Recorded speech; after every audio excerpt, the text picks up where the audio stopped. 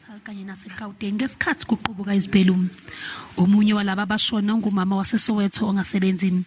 Isidumbu sakhe satholakala enxanxatheleni yezitolo ekwabe kudatshwa kuyo. Umyeni wakhe naye ongasebenzi namanje akakholwa. Ukunakekela umndeni wakhe into emkhathaza njalo. Uthi isimo aphila ngaphansi kwaso esaphoqa unkosikazi wakhe ukuthi aphume endlini ngosuku ashona ngalo. I don't believe ukuthi akekho. Yebo.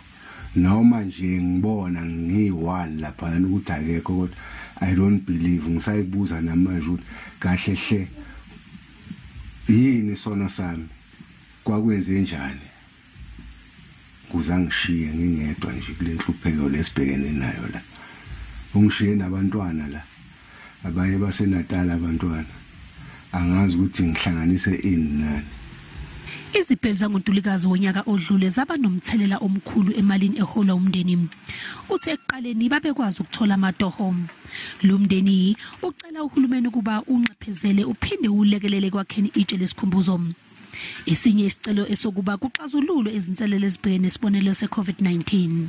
Ngoba sasipatanisa imali yokuthi siyombeka nokusuka la eGoli kuye eNatal. Sasipatanisa ngoba singasebenzi. Yabo. Bona nje mabengazama at least mhlambe basinikeze la uma 10 or 15,000 le whatever sizokwazi ukuthi sifake itshe la elele khona ukuthi nabantwana mabekhula bathi umama nangu la. Umndeni kuzodingeka kuba ulinde inkulumo kaMengameli uCyril Ramaphosa azobe ibhekise esizweni kusasa ukuzwa impendulo ngokunye okuphakanyiswe ilomndeni.